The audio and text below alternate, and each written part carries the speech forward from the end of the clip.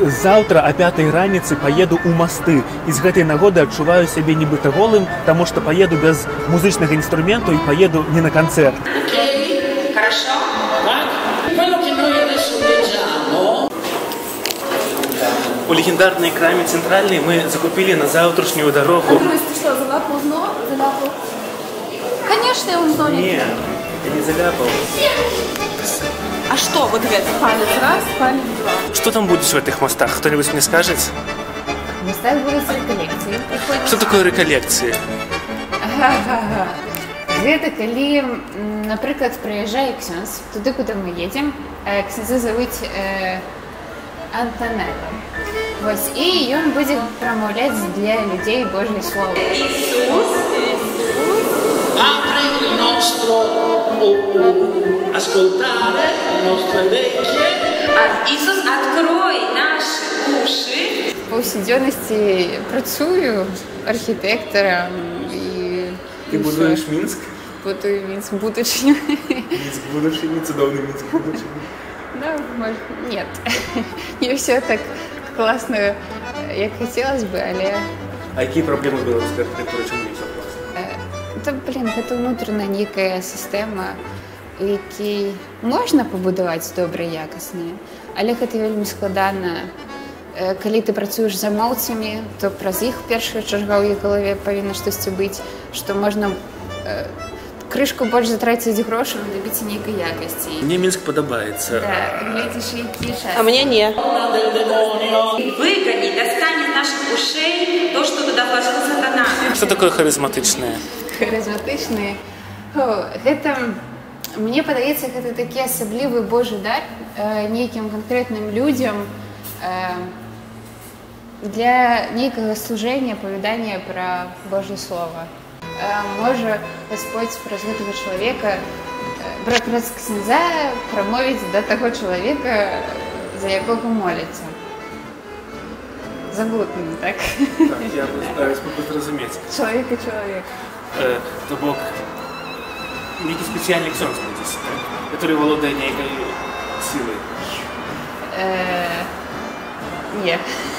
Приехал автобус, и мы сядаем, а жанчыны идут со своими зэдликами. Слушайте, нам стулья можно покарче положите, или вы так оставите?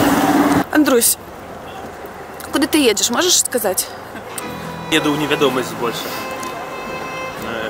Гэта першы прыпынак на заправцы. Заправкі не зарабляюць з палівам. Яны не зарабляюць тым, што прадаюць паліва, яны зарабляюць тым, што прадаюць каву. Каву, там розныя прысмакі. Мы падтрымалі беларускія заправкі. Отче наш, который есть в небе, святится имя Твое, приди володарство Твое, будь воля Твоя, як у небе, так и на земле.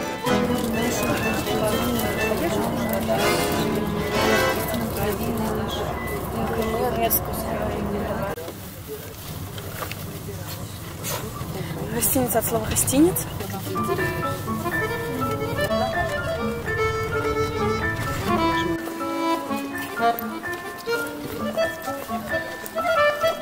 Ведаеш, реколлекцыя – таке духовное практикаванне, дзе ты маеш час, каб паглыбіць свае адносіны з Богом. Это час, які ты час для сябе. Я працую інжынерам, IT-кампанія. Ты можаш больш паразважаць над сабой, над сваім жыццём, так, штосьці змяніць. Oh, questo si chiama microfono. Это называется микрофон, осторожно. И он делает твой голос громким. Quindi non avere paura. Не бойся. È solo microfono. Пабыў на першай частцы канферэнцыі. Вельмі прыгожа гучыць італьянская мова. Святар казаў па-італьянску, але, на жаль, яго перакладалі на расейскую мову. Аднак сам святар час ад часу ўжываў беларускія словы, і гэта было вельмі прыемна. Ён Антонелла чалавек надзвычай эмацыйны, артыстычны, ён робіць такое шоу, і з аднаго боку гэта крута, а з другого боку, вось асабіста мяне гэта троху насцярожвала, што гэта за эмацыйны ціск. Гучыць такая музыка лірычная, пачуццёвая. Ён кажа: заплюшчыце вочы, ачуйце Духа Святога.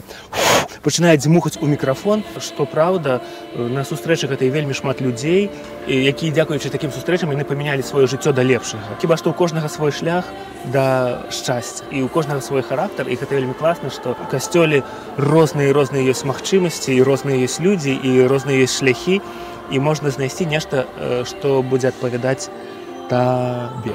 Харизма, позитив итальянцев, которые есть у всех, видимо, итальянцев, также у этого отца. Вот. Мне просто это приятно. И мне хотелось такой некой обновы, нечто обновить свое жыццё нейкае, нечага нового. А што б ты хацела змяніць, абнавіць у сваім жыцці? Шмат чаго. Сёння як бы адпачынак. Ты спытаў, як у мяне справы. Для мяне гэта як адпачынак, просто я і Бог, сябры і ўсё. Вось. Tu adesso proprio immagina di essere in una sinagoga. Надо тебе представить себя этой женщиной из Евангелия. Tu sei così con la colonna inclinata. Не бойся. Ничего не бойся. Perché Gesù vuole prendersi tra le tue braccia. Иисус просто хочет забрать все твои страхи. Оставайся так. Спокойно. Tutto il tempo che Gesù ti chiede di rimanere con lui. У меня жизнь на самом деле всегда благословенна, полна радости. Никогда не надо скучать. Всему радуюсь. Иду, радуюсь. Молюсь, радуюсь. Радость нахожу в молитве, в любви Божией. А калі цяжкасці які-небудзь у жыцці, моманты цяжкія?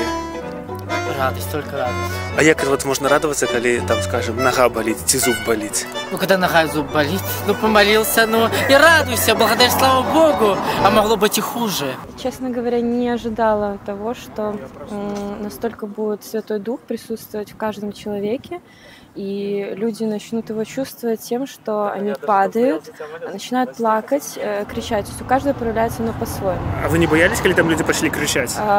Немножко было страшно. А вы кричали сами? Нет. У меня просто были слезы. Стоишь, и начинает тебя шатать, и просто смотришь под ноги, куда бы так, если вдруг упасть. Но...